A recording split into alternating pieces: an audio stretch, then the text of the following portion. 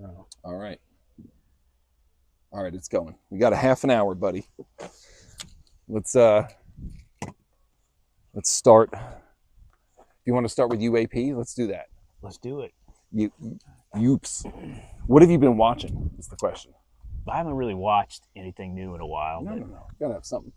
Okay. Well, Something to look at. okay. And there went all your viewers. Whatever. Something other than the wall of your truck. I haven't seen anything in a while. I haven't watched anything new on that. I've been going deep. Recently? Oh my God, in the rabbit hole. Yeah. One of my new favorite things to do is find people that like you like and you listen to and you respect that have differing views. Because then you're like, well, one of them's got to be lying, you know? Or misinformed. Or whatever. But yeah, like so to start off, we're not complete dummies. I mean, you know, we're dumb. Right. We're not complete dummies. This is not. It's a UAP. That's definitely one. That is Optimus UAP right there. They catch me scratching my ass on camera. UGP. So just some background here. We're not complete dummies. We do actually have 2 doctorates between the 2 of us, but then again, we are also morons. True. Right. But also only fed what we're fed. But you know, it's so much fun going down this rabbit hole because I'm not gonna lie, I want it to be true, but I also don't. Because it like you just use your brain and you're like, if this is true, how interesting is that? However, it doesn't bode well for us. True. Like, what are the chances that it's 100% benevolent, going to help raise us up? True, but if it was not benevolent, it'd be over already. Yeah, that's a good point too. So what I was thinking about talking about on the way here is just like with all the stuff you've heard, all the stuff you've listened, all the people out there listening, I just want to talk about like where we stand now or where you and I, like me personally, I think the truth is always somewhere in the middle. You know, you go down this rabbit hole and you'll start believing everything. Or you can be 100% like, you know, just boring douchebag skeptic. And, you know, you believe nothing, which is equally as all. I think it's somewhere in the middle. This is where I stand today. And my view does change depending what I watch. Yeah. I think most of it's probably us. Most of it's probably just the government testing out new stuff, new technology. I was listening to somebody, I can't remember who, they were always like, the government's always about 10 years ahead. Yes. You know, because they contract with private companies. That's probably true. Some of it, though, there's just use your logical brain. The vastness of the universe. There is no way it would be more surprising to me if we were literally the only life in the universe. Yeah, statistically, it's not. It's not possible. Everything you see in the sky is the past. You see a star that's 100 light years away, that star might not even be there anymore. Yeah. Like, so where I am right now, I kind of think it's somewhere in the middle. A lot of the stuff's fuckery. A lot of the stuff is, you know, also people faking stuff. Oh, this is awesome. I'm surprised more people don't do this. There's a channel, and I apologize, I can't remember the name of it now, but it's a bunch of FX guys, FX experts, special effects experts. I have so much fun watching them because these guys, for a living, make videos, like fake videos and special effects. Watching them tear, because you can watch a video and convince yourself it's real. Yeah. Watching these guys do it is so funny because some of them, they will just immediately tear down and be like, oh, I can do this in 2 seconds. Here's why. Here's, look at this. The ones that really get me are the ones they're like, huh, there's no artifacts on there. Like things they're looking for. The ones they can't. Yeah, some of them they crack up at. And they're just like, this is ridiculous. Yeah. But some of them they're like, this is interesting because it has all the hallmarks of something that hasn't been messed with. You know? So I think it's somewhere in the middle. Where I'm sitting today, I think most of it's probably us, humans, just playing with stuff. I have a suspicion they're probably, because you listen to some of these podcasts, these shows, I have a feeling we have found something. Maybe it's ancient, maybe it's recent, I don't know. I have a feeling there's something we found. I don't, it's just a gut feeling. Again, it just makes no sense that there's Yeah. nothing anywhere. And last point before I get to toss it off to you, I was listening to, and again, I forget the name. I think he was a biologist or a marine biologist or something like that. I don't know. He was a PhD. He had you know how you hear something that just seems so realistic that you are like, that's got to be true. Yeah. He had a good Science point. backs it up. He was more of a skeptic. And they were like, well, what do you think? And he goes, I think we're looking in the wrong area. He goes, if you think about life as we know it, just take what we know. He's like, Earth is 70+% water.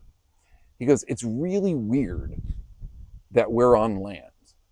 You know, natural things happen, volcanoes, earthquakes, meteors. He goes, in water is safer. He goes, if you're a water-bearing species, he goes, water has very specific chemical properties.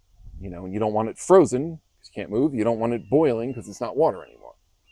He goes, so, you know, there's a very small window where water's water on any planet. And you can change the pressure, but there's a very small window.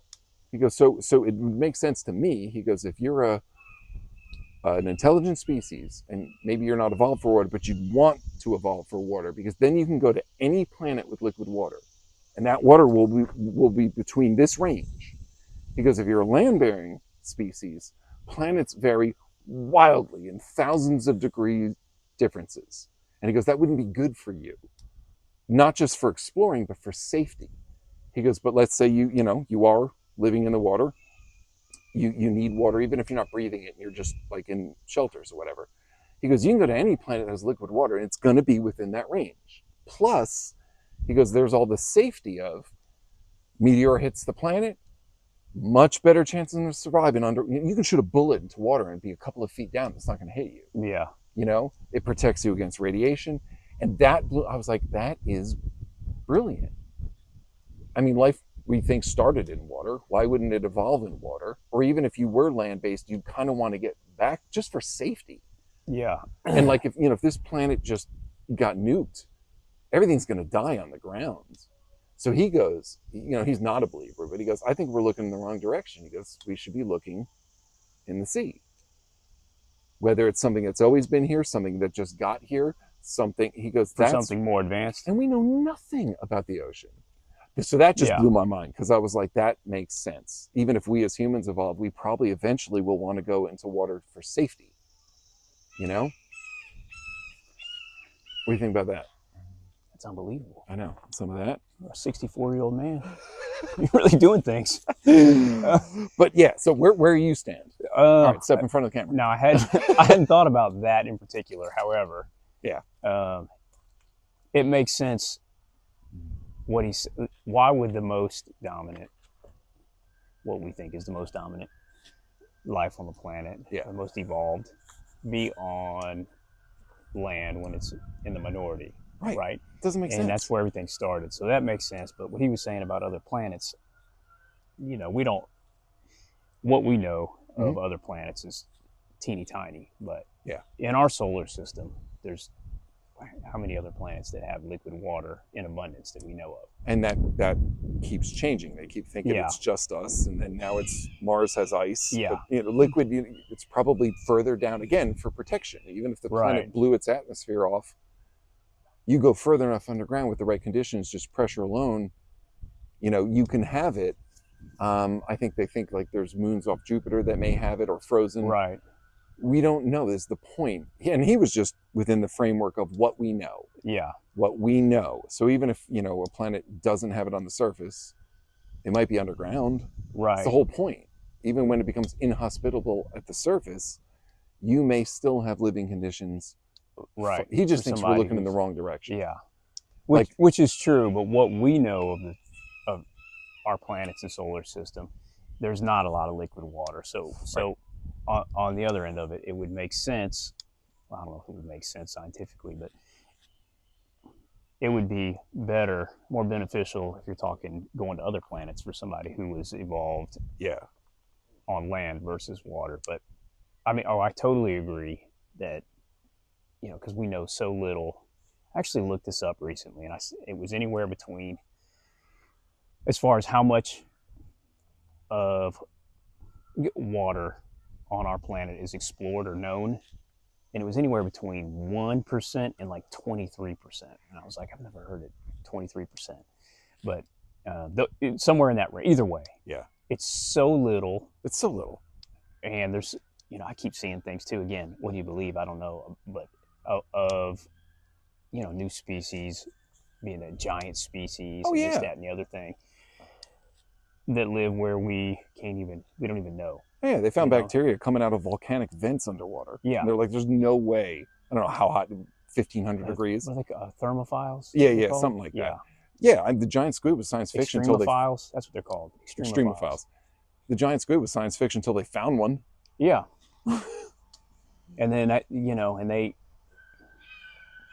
they have an intelligence too that apparently, octopus, squid, things like that. A lot of those large, even an elephant, they live hundreds. I saw this thing on a whale that was washed up or killed or something in Alaska that had a spear in him that he had recovered from. Yeah. The spear was dated. It was like 400 years old. That was crazy. So the whale had to have been that old. Yeah. You think if you're that old and you got a brain that big, you got to be intelligent. There's animals in the ocean right now that are older than this country. Yeah. True. That's true. That's insane. Yeah. Oh, there was something I want to throw on top of that before we switch to your topic. I don't know, it might come to me. Oh, if there is anything, I will say this, because it'd be fun to make these predictions, and if they come true, we can point back to them. We look like Brostradamus over here. I think if there is anything, Brostradamus, I think if there is anything, the government's always been way ahead of us with technology, resources, everything. But we're getting to a weird inflection point where, like, here's two bros, we're sitting in a park, and this will be on the internet by the end of the day. Yeah. Everyone has an HD camera in their pocket, like Ring doorbell. I don't know if you heard about this. It's brilliant. It's like horrifying. Put out like $1 million bounty for anyone that can, on their Ring, because everyone has the footage just recording all the time. For anyone that can show evidence of, I think it was extraterrestrials, and they'll pay $1 million if somebody catches it. And I thought about doing it for fun, but dude, I live in the country. No traffic, no street lights.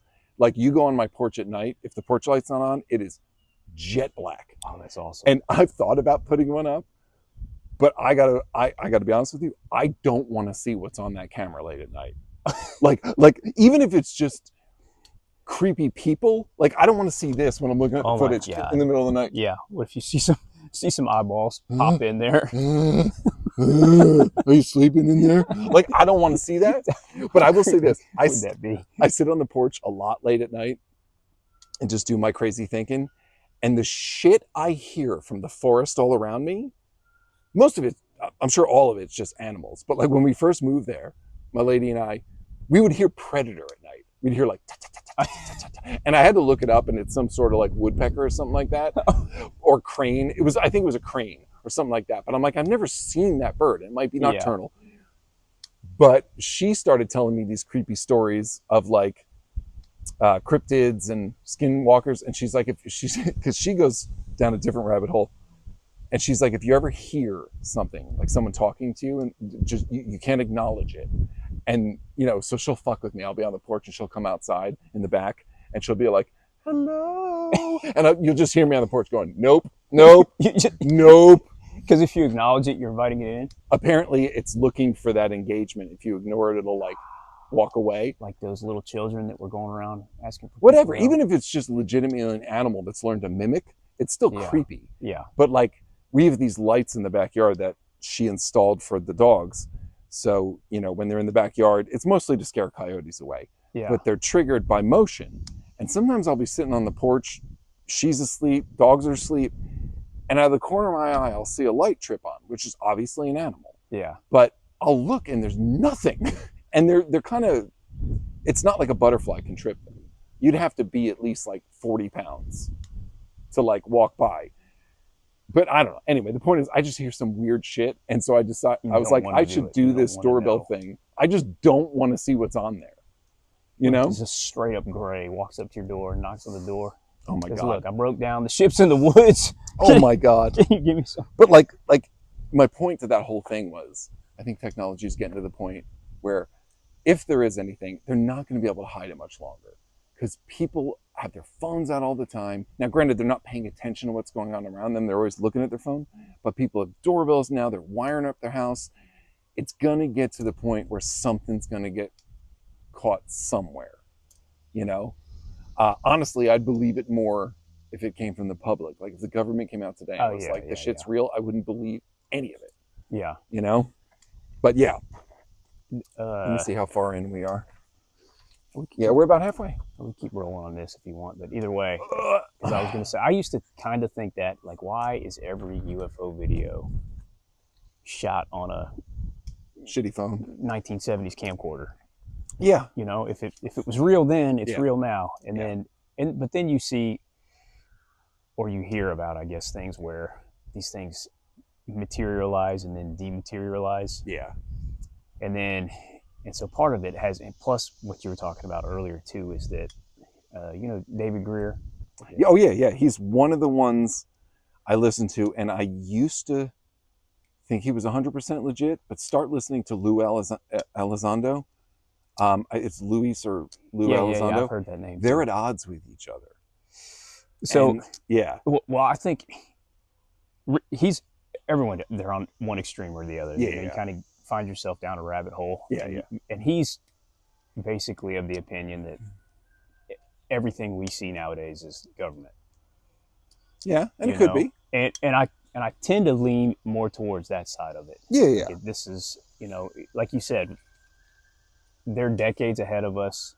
I personally think, what's his name? From the Roswell, not Roswell. You're talking about, the guy that was the whistleblower from Roswell. Yeah. Shoot, I could have told you had you not asked. I've seen me. 1,000 videos on this man. Yeah. I can't remember his name. He's got the glasses. Yeah, Bob Lazar. Bob Lazar. Yeah. I tend to believe him. Yeah, I really, really do. Especially because when people ask him candidly, like, "Do you regret coming forward?" He's like, "Yes," because he wishes he could still be part of it. Yeah. He's like, that's what I love. I wish I could just still be part of it. He's all about the science. He doesn't care about the implications. He's all about the science. He's just a scientist through and through, as far as I know. Yeah. And his story hasn't changed significantly. Now, I've seen things where they try and pick him apart and whatnot, but I haven't seen any big changes in his story. And I've seen videos that are specifically to debunk him. Yeah. And other ones that are specifically to support him, and just about everything that he's put out there on the internet. I've seen it. And I tend to believe he's right. So that being said, if that's true, they've been reverse engineering these crafts for decades. And he said, one of the ones I was watching, that they have multiple things, and one of them was ancient. Like some of them are from the 40s, 50s, 60s, whenever. And he said one of them was ancient. That word, that means thousands of years old or more. Yeah, I know. These are the rabbit holes I love. And it's all interconnected, because then and then you think, well, why haven't we seen anything? Well, they can, they can show themselves if they want to be seen, or it's all part of a slow disclosure, and it's, here's what I think too. It's hard to. I think if you just take us humans, we don't blow ourselves up, and you just take our evolution. You have to kind of project out what you think's going to happen. What I think's going to happen with technology, as we get better, I think we're going to get less and less human. I think we're going to start integrating with technology. I think it'll get to a point where we'll be able to upload our consciousness. So now you're digital. But I don't think they're going to realize there's a downside to that. So let's say 100 years, 1,000 years from now, we don't blow ourselves up. We find a way to, once you're conscious, they can upload your consciousness, and you don't need your physical body anymore. But then you also don't have physical needs. You don't have a need to eat, a need to reproduce. So you lose your humanity. You lose your emotions. Let's say you become 100% objective. That would be good in some sense, but you would, again, lose your humanity. I think if you just extrapolate out 100 years, 1,000 years, I think that's what we could become, unfortunately. Just a soulless intelligence that's digital. And think about that. If that's true, we would then see biological life as just an interesting thing.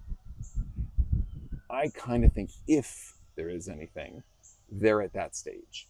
They are not organic like us. Maybe they can make little drones or things like that, but they are just an intelligence. They don't have to fly here. They can beam themselves here like a laser. And then they can build a craft or whatever, look around, see things. If they crash, they don't care. It doesn't kill them. They're just a consciousness. And like you said, they don't really care about us. We're kind of interesting sometimes. Yeah. They didn't care about us till we developed nuclear weapons. And they're like, look at these monkeys making cities. We used to be like that, you know? And they're just kind of watching us, but they don't really care. We shoot them down, they don't really care. They're just consciousness. And they're just kind of like, look at these. They're either watching us, or maybe they're like, hey, this planet would be cool to put another mainframe on. Yeah. Or maybe they already did. Maybe they've always, who knows? But I think that's where, that makes the most logical sense to me. Just take us, forget about anything else. Take us and extrapolate out 1,000, 10,000 million years. We're going to be less and less human, more and more just a consciousness that might just be digital. No body, no desire. Again, the downside, you completely lose your soul, you lose your humanity. You are a thing we can't even imagine. Yeah. And then you would not really care about things that aren't a threat. Right. Because no matter what happens, you're just a consciousness. They may just exist. Right. And then they can materialize if they want. They can gather up atoms and materialize. They can dematerialize. They don't have to worry about laws of physics because they're not physical. Right. Which explains the traversing light years. So let's pivot because we're 20 minutes in. Okay. Want to talk about lucid dreaming? We can do that. Okay. I've done it. I've done it once or twice. I learned how to do it. How, man? Okay. I've watched these videos. Right. I'm going to teach everybody. Now. Granted, I have a couple of advantages. So it's not going to work the same for everybody. Like my lady, she has so much trouble falling asleep. So I don't know what method would ever, if any, work for her. This was like 15 years ago. I was fascinated with it because it used to happen to me all the time as a kid. And you have so much fun. You realize you're dreaming, you can fly around, you can do whatever. In my, maybe 15 years ago, whatever, I was like, I really want to learn how to do this. So I started watching the videos and they have all these different ways you can do it. None of them worked for me. But I was like, I do it enough naturally. I was like, I'm just going to use what I know. And there were two things about me that helped. One, I can fall asleep in seconds.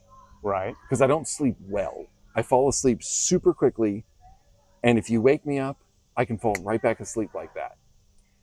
And two, I realized a lot of times when I realize I'm lucid dreaming is because I have very specific things in my dream that happen all the time. For me, light switches don't work. So a lot of times when I'm lucid dreaming, I'll be in a dream, I'll be in my house, I'll be in a building, I'll be somewhere, and I try to turn the light on, it doesn't work. Go to another room, try to turn the light on, it doesn't work. And eventually I'm like, why do none of these lights work? And I go, and then you realize I'm dreaming. Okay. So I taught myself two different things. One was to recognize if you're walking around your house. Today, I'm walking around my house and I'm trying to turn on the lights and they don't work. I'm dreaming. That helps, but not as much as this other one. My other method that's like my method for I'm not trying to do it. Right. But if I'm dreaming and I notice this, then you can I notice the light switches aren't working. I know I'm dreaming. If I want to trigger it, I was like, all right, I can fall asleep really quickly. Again, you can wake me up. You can come in and be like, Steve, wake up. And I will wake up. I'm a little groggy, but I'll wake up. And then once our conversation is done, I can just go right back to sleep. So I was like, let me figure out how long it takes me to get into REM sleep. Oh, that's not annoying. Boop, boop. I'm dreaming. Here we go. Why does it always fly? Why do we always... We must all want to fly. That's what I did the couple times I've done. Just want to fly and see some titties. I didn't see any of those. But anyway, so it was a little experiment I did. It only took like a couple days. I was like, I want to know, everyone's a little bit different. I want to know when I hit REM sleep, when my mind is going and I'm actually dreaming. So again, I can fall asleep pretty early. So I used to just take naps on the weekend to try to figure, and I would set a timer. And I'd set it for like 10 minutes one day, 15 minutes the next, 20, 25, 30. And just see if you were dreaming. Just to see when it woke me up if I was dreaming. Exactly. Yeah. For me, I noticed right about the 30-minute mark. And again, I fall asleep immediately. So it's not like I need 30 minutes to fall asleep. I was like, and after all this testing, I was like, I'm sorry, it wasn't 30. It was like 45 minutes. It wasn't quite an hour, but it was at like 45, and I haven't done this in a while. 45 minutes.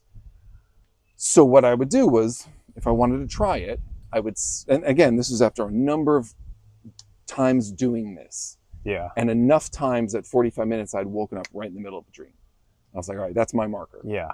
And again, the other benefit is I can fall asleep immediately.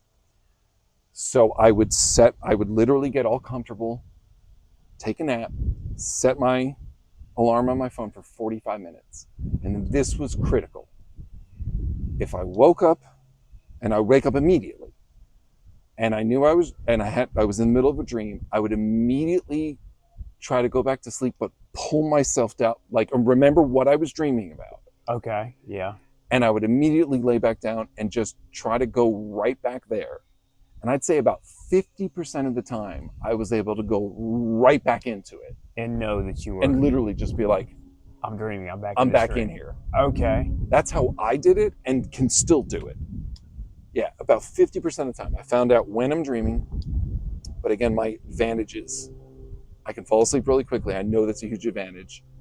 And even if you wake me up, I can go right back in. And then the other one, like I said, if it happens randomly and I'm flipping light switches, I never notice at the first, it's like the fourth one where I'm just like, what are the odds that 4 rooms in my house aren't, and I'm like, oh, cool. And then I just jump out the window. Just like Superman, I'm out. Oh, it's crazy. Yeah. But yeah. So why is it that why do we always fly? I would think. Because we can. Yeah, but I would think that because it's only happened to me once or twice. Yeah. I wish I could induce it, but yeah. If I knew I could do that and basically access, well, I guess to backtrack, that begs the question, is it just a dream or are you in a different, like astral traveling? I don't know. You know what I mean? Yeah, I think it's a little bit of both. We've talked about this before and we can talk about it again another time, but I told you a couple of people I've lost in my life really, tragically and early have visited me in my dreams. And they don't feel like the dream. The whole dream is a dream. I know I'm dreaming. Right. But there's one, like when my mother first came, it's different. You can tell. And I'm like, she is not part of this. She's not part of that dream, yeah. Right. I think you just kind of, construct. at the simplest level, whether you're a complete skeptic, I think when you're dreaming, you just open yourself up a little bit more. You're opening your mind up a little bit more. You're kind of suppressing that logic. And that, if there's anything subconscious, things like that, I think you interact. I will give you a super scary example of something to me that gives credence to this. Have you ever done something? You haven't lucid dreamed a lot. One time I was lucid dreaming, and you still have instincts. I mean, sometimes, like I said, you can fly, you just fly around. You mean like within the dream? There's still things you shouldn't do. Okay. And I remember one time I was lucid dreaming, and this creeped me out. I've never done it since. I was at my old house. I dream of my childhood house a lot. And I remember being in the front lawn and in a dream. Yeah. I know I'm dreaming. And I saw a bunch of cars going down because we lived on a county road when I grew up, and it's a good amount of traffic. And I saw a car and I said, I should not cause an accident with these cars. And everything in my instinct was like, don't mess with the cars. Like you can do fun stuff in your dreams and all this kind of stuff. But I was like, I shouldn't. And I remember just taking my hand and I was like, I'm going to crash this car, which is super messed up, but I knew I was dreaming. And I did it. And the second I did that, I swear to God, the door opened and this, like, the best way I can describe it is like a Michael Myers type big. And the second I saw it, gets out of the car and everything in my body was screaming, you shouldn't have done that. You shouldn't have done that. Should have listened. And this thing comes out. It didn't have a mask or anything, but it was that kind of stature, and like jumpsuit looking thing. And it just came like walking as fast as possible towards me, like, not saying anything, but kind of screaming, you shouldn't have done that. And I immediately got thrown out of the dream, woke up sweating. And I was like, all right, I'm never going to do that again. Yeah, so that was almost like, to your point, if it is some sort of tapping into some other thing, I think there's still rules. You can break our rules, but I think there's still some rules, or not. I don't know. Right. Or it was just a dream. Yeah, But, it was just a a fucking dream. Yeah. But that was scary. That was Yeah. actually, that was the only time I've never had a nightmare lucid dream. It's always been fun, silly, crazy. That was one I actually got pushed out of Yeah. and woke up in this cold sweat. He Yeah. told you don't, because He was just like, don't, it was almost like, don't mess with the NPCs, or, yeah, like, don't or mess maybe with you would some have. things. Maybe that was a snapshot in time, and you would have caused a real crash. Oh my God. You I would would check- never be able to live with myself. Looked if on that the was true. internet, found out you done killed somebody. This car mysteriously No, just flipped over. like, again, I knew I was in dreaming, but 1963 when you were a kid. that's fucked up. Yeah, there's, on the UAP rabbit hole, there's people that think it's just us in the future that have just somehow learned how to warp space and time, and whether we know it or not, let's just say that's true. We've developed an ability to travel anti-gravity, but gravity is so tied to time. Yeah. Let's say we don't even know it. We developed this craft. We're bending time to travel faster. Well, maybe that's why we're getting glimpses of it here and now. But anyway, there's all sorts of paradoxes with that. But yeah, the lucid dreaming is crazy. That was my way. Like I said, my lady takes forever to fall asleep, so I don't know what her way would be. Has she done it? She's only done it accidentally. She's never tried. Because again, her just falling asleep in general is difficult. But like, one of my buddies one time, he's a pilot, took me up. Would you go? Oh, well, yeah. Yeah. Okay. One of my buddies is a pilot and took me up in a Cessna one time. Those are the planes. The little small ones. Yeah, little. Yeah. And they're unbelievably loud. Like, you Yes. actually have to wear headphone like hands. He's flying. Even if you're in the passenger in the back, you have to wear headphones because it is such a loud, like, ooh. Yeah. And he laughed because he looked. He went with. He took me, my dad, and my brother, and we. And I was in the back, and he laughed because he said he turned around. He said, I was the only person he's ever seen in the back like this. You were asleep? I was 100% asleep. How old were you? God. Kids can sleep through anything. I was a teenager. Damn. I don't know, maybe 16. Yeah. I think, I fall asleep on airplanes all the time. I think it's the hum. Oh. Like when I'm totally fine, totally alert, and then the second the engines spin up, and you hear the, you'll just watch me. It's almost like narcolepsy. I'll just go. Man, I can't sleep on a plane. I can't sleep because I'm always worried it's going to go down. Yeah. And I'm going to have to run up front and rescue everybody. Maybe. Would you even know how to do that? No, but that's also why I don't like to fly. Yeah.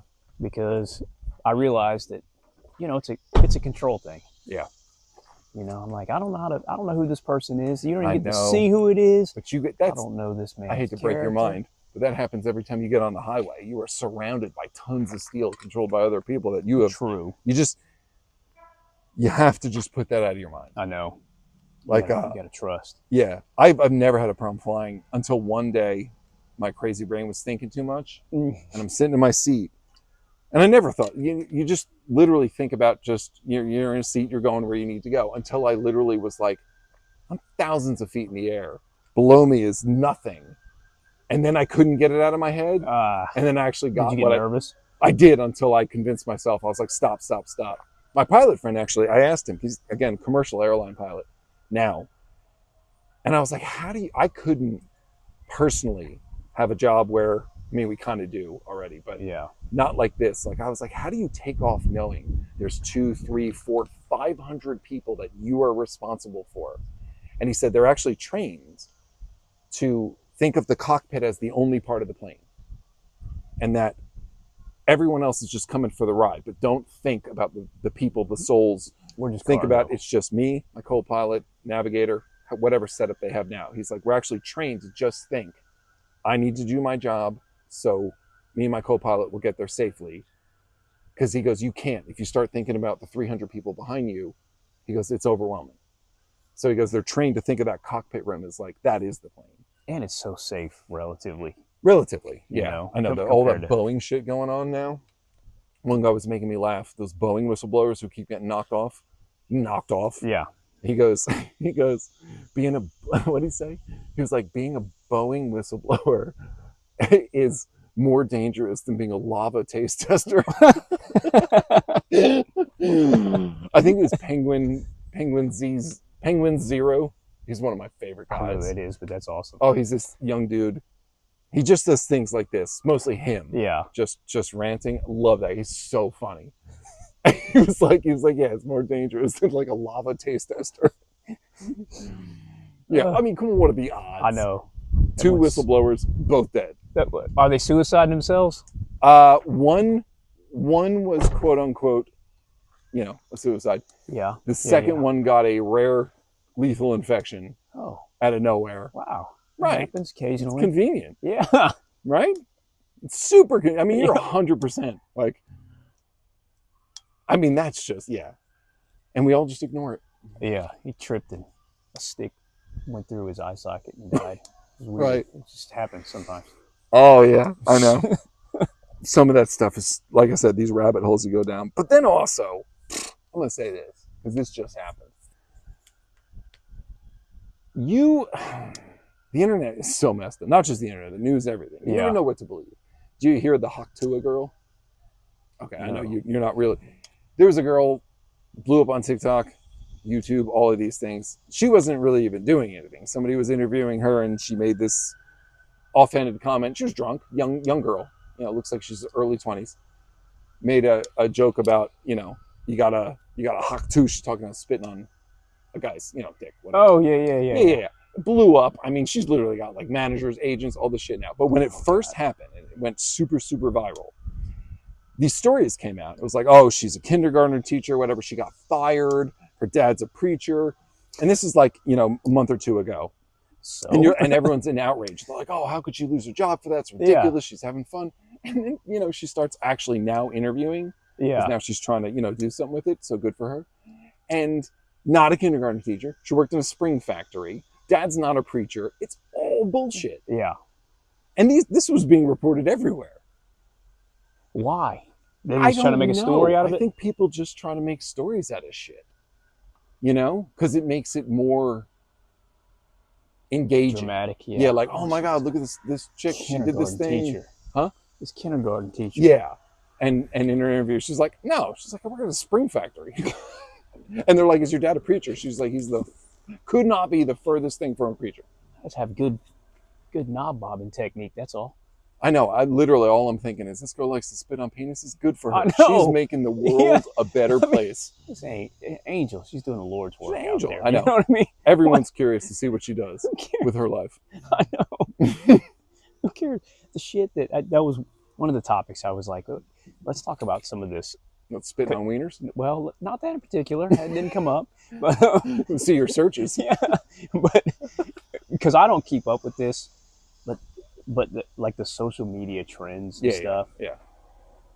But then I thought this is going to get way too negative because it's going to be very telling of where the world is going. But yeah, I don't know what some of these things are, but like just TikTok and all these other I don't even know what this shit is, to be honest with you, but it's like all part of to get some okay to get someone's reaction. I don't want to put this near my nose. Namely mine, who's never been exposed to this stuff for the most part. That microphone stinks. I don't know what's wrong with it. It smells like shit out here. I don't know. Why? Oh, why? It smells so bad. I don't understand. We're in a park and it smells like doo-doo. I'm with nature. Ooh. It smells like middle-aged shit. If you can do a fart out in the open and you smell it, it's potent. Yeah. What were you saying? Sorry. I don't know. I wasn't as important as that. I know that. I do know that.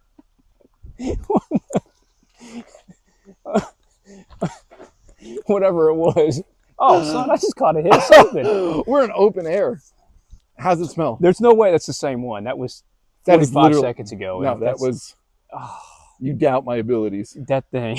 Do you remember the pants? What pants? My workout pants. Oh! I hope you burn those. They burn themselves. Those are the worst smelling. Sometimes it just takes over the garment. Do you remember back in like grade school and high school? I think you guys had. I imagine you had this. We had this up north, where there was a lost and found box in the men's locker room, and like if you forgot your gym clothes, you had to go dig through that moldy pile of shit. Yeah, we had That's that. how your pants smelled. Oh my God. You would do I'm pull-ups, sorry. and I'd be standing 6 feet away from you, and literally every time you got up to this level, Just I wanted to puke. So bad. For context, that was before I had fully adapted to a high protein diet. it's still a work in progress. Those pants were made of shit. They were. Oh. They were stiff as a board, man. They were just held together by fart That atoms. smelled so bad. They were I like know. cut off. They were. They were like sweatpants, but yeah. Which is the worst. material. Yeah, the worst material. Oh yeah, just absorbs everything. That'll hold it in forever. Do you remember when the one you hate burps more than Oh fart? God. The one time I ate a bunch of onions, we were working out and I belched, Fuck. and you got offended. It was you so you walked offensive. to the other side of the gym. I'm hyperventilating, laughing, It was so and bad. then you came back and I said, "What?" And I said, "Did you enjoy that?" And you said, "God, I wish you farted." Yes. I wish it was a fart. It would be gone by now, and I wouldn't have tasted it. How did it taste? Fucking. They said not as good as the food you ate. I can promise you. It's so fucking. It's the gaseous composition of a belch. Yeah. That it doesn't just hit the nose; it hits your throat. Yeah, everybody's got something. I'm trying to think. Like the things that grosses out my lady are different than the things that gross me out. That gross you out. Yeah. She's got a couple. She definitely does not like burps Okay. either, I like that. Yeah. or gas. Surprisingly, but I'm trying to think. Throw up is hers. Yeah. I don't mind throw up. I It really won't make don't. you throw up. I don't love it, but like if my dogs throw up, I can clean it up, no problem. If they throw up and she's trying to clean it up, she's gagging. Yeah. However, if they rhea, Yeah. this one time she was laughing so hard. Our husky had diarrhea, and God. I think it was the middle of the night, and he probably was trying to wake me up, and I probably didn't notice, and I woke up to a punch in the face smell of some rhea, and he had, poor thing, he's such a sweetheart. I know he didn't do this on purpose, but I go into our dining room, and there was like a liter of diarrhea, and there's not much ventilation in there, and I'm cleaning it up because I love him and I love my family, and I wish we had this on film. She was laughing so hard she had to go outside because I was going like, with every scoop I'm going like almost puking myself, and she's not helping me because she can't stop laughing. Yeah. And she said I was just screaming at the top of my lungs, just going yeah. So yours is belches, hers is vomit, mine's diarrhea. That smell. It's one of the reasons I hate hospitals. Hospitals just always smell to me like diarrhea. They do. Yeah, that's because there's a lot of diarrhea happening. I know. It's so sad. I know. It's terrible. Just can't get rid of that smell. No. Oh, it's potent. Oh. But yeah, I don't mind the other ones. Maybe you puked, I wouldn't love it, but I'd be like, whatever. Yeah, I mean, it's the smell of any of those that makes it worse. But literally, your body is just saying, "Get away." Yeah, I could clean up after an animal though. Oh yeah, any of it. Yeah, and I did. His dirt was the worst, and I cleaned it up and took care of him, wiped his little tush off. You did? You ever had to pull a rogue turd out of his hole? I've had to pull a clinger. Yeah, I've had to pull clingers because he'll eat. That's true love. Yeah, and they look at you so indignant, like, get away from my asshole. Well, especially he's a male. Yeah, so he's proud and he doesn't like that area being messed with. But yeah, every once in a while he'll have a clinger. Yeah, and you got to get a bag. Yeah, and pull it. And he's like, you can tell he's like, no. But once you release it, he'll turn around and kiss you, and just be like, "Thank you, sir." Yeah, he's like, "Oh, thank God." I didn't appreciate it at first. Oh yeah, I didn't understand what you were doing. Yeah, every once in a while, I've never been able to get this on film because it happens so quickly. Every once in a while, we'll catch him on the carpet, and he's got his legs up like this, the booty scoot, and he inches his ass, and leaves a little shit contrail. I'm not laughing at him. Yeah, but because they don't have fingers. They can't scratch their ass. They can lick it. But you can see the look on his face of pure joy as he's clearing the doo-doo trail. And you just see this in his face. He goes, but his legs up is what makes me laugh because they inch. Yes. They get the legs off, put full weight right on funny. Right on the old brownie gun and just scratch it up. All right, let's see. Perfect. Actually, we're over. I'm going to stop it here. Till Yeah. next time.